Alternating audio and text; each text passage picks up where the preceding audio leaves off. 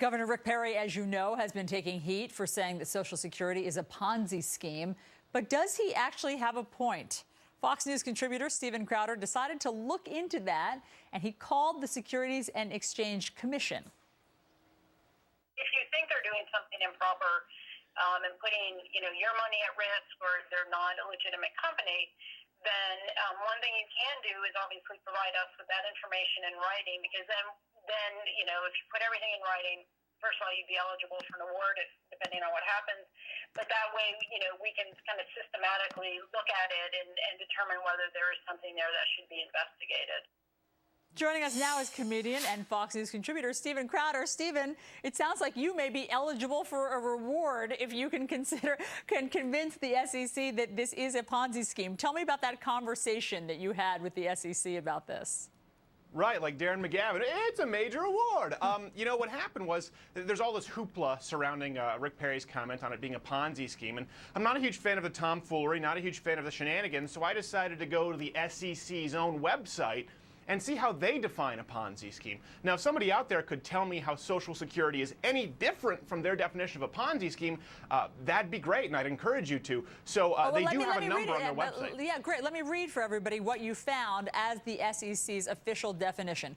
A Ponzi scheme is an investment fraud that involves the payment of purported returns to existing investors from funds contributed by new investors.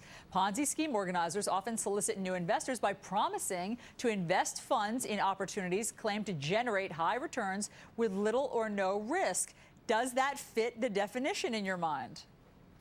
Well, I'm paying into something where dollar for dollar I could never possibly get out to support previous investors.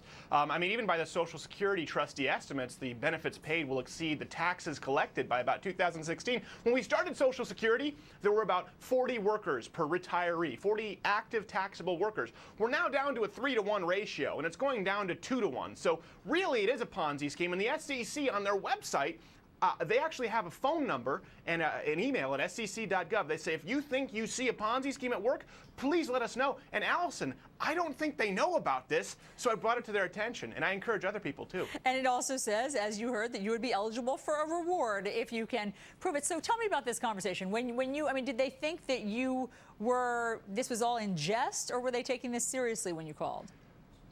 Well, they're not huge fans of me. That's one thing I do know for sure. I basically just described them their own definition. I said, listen, I think I'm a victim of a Ponzi scheme, and I've gotten in this thing late, and I think I'll be left holding the bag. I said, well, that sounds terrible. And I started describing to it, listen, I'm paying into a system that I can't possibly make withdrawals. I have no way to opt out of it. And they said, well, that doesn't sound very good. And they said, what is it? And I said, the Social Security Act of 1935. And you could hear a mouse pee on cotton at that point. It got dead silent on that phone call, and then she had no idea what to say. She said, well, I guess you should submit it, and maybe you'll get an award.